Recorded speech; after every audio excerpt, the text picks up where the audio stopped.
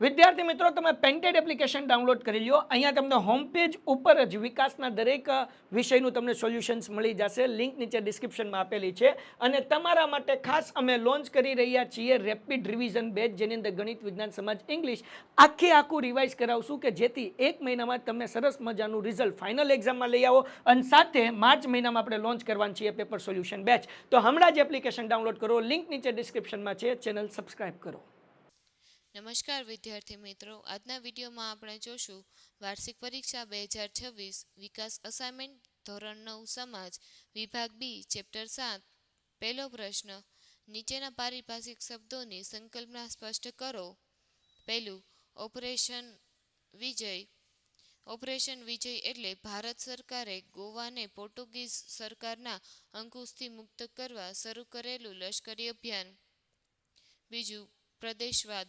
ચોક્કસ પ્રાદેશિક વિસ્તારમાં કાયમી વસવાટ કરીને રહેતી પ્રજામાં પોતાના વિસ્તારની ભૂમિ માટે એક પ્રકારની ભાવનાત્મક લાગણી જન્મે છે તેને પ્રદેશવાદ કહે છે. પ્રદેશવાદના ઉદ્ભવ અને વિકાસ માટે મુખ્યત્વે ભાષા, જાતિ અને ધર્મ આ 3 પરિબળો જવાબદાર છે. બીજો પ્રશ્ન, કારણ આપો.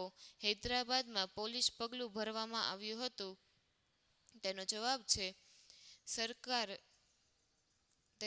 છે સરદાર પટેલે નિઝામને સમજવા તેની સાથે વાટાઘાટો શરૂ કરી.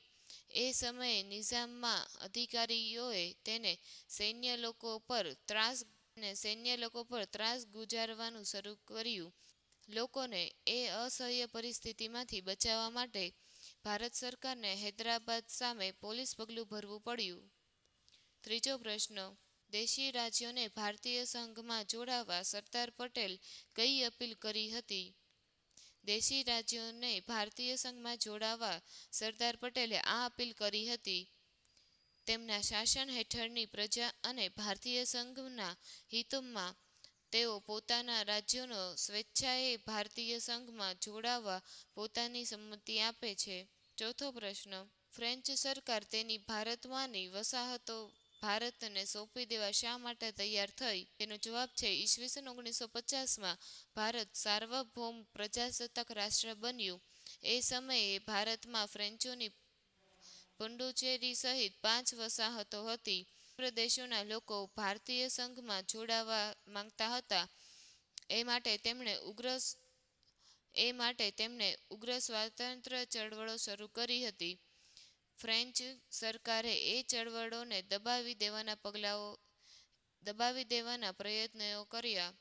ઈસવીસન 1948માં પુડુચેરીના લોકોએ એક વિરાટ સભા યોજી ફ્રેન્ચ સરકારને ભારત છોડોનું એલાન આપ્યું.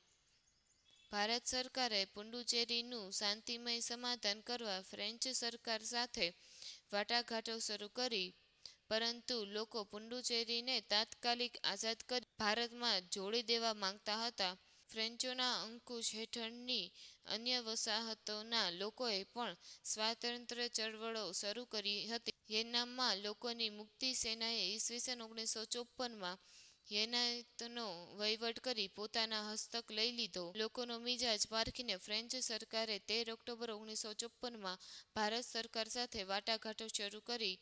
વાટાઘાટોના અંતે ફ્રેન્ચ સરકાર તેની પુડુચેરી, કરાઈકલ નગર, માહે અને યન્નમ આ પાંચે ભારતમાંની વસાહતો ભારતને સોંપી દેવા તૈયાર થઈ.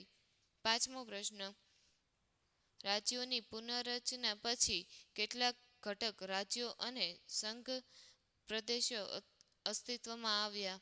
પાંચમો પ્રશ્ન, રાજ્યોની પુનર્રચના પછી કેટલાક ઘટક રાજ્યો અને સંઘ પ્રદેશો અસ્તિત્વમાં આવ્યા? એનો જવાબ છે રાજ્યોની પુનર્રચના પછી 14 ઘટક રાજ્યો અને 5 સંઘ પ્રદેશો અસ્તિત્વમાં આવ્યા. 14 ઘટક રાજ્યો આંધ્રપ્રદેશ, અસમ, બિહાર, મુંબઈ, જમ્મુ કાશ્મીર, કેરળ, મધ્યપ્રદેશ, મદ્રાસ, કર્ણાટક, ઓરિસ્સા, પંજાબ, રાજસ્થાન, ઉત્તર પ્રદેશ અને પશ્ચિમ બંગાળ. 5 સંઘ પ્રદેશો દિલ્હી, હિમાચલ પ્રદેશ, મણિપુર, ત્રિપુરા અને લક્ષદ્વીપ ટાપુઓ. આ વિડીયો પછી તમે કયા ટોપિક પર વિડીયો જોવા માંગો છો તેની કોમેન્ટ કરો. Thank you.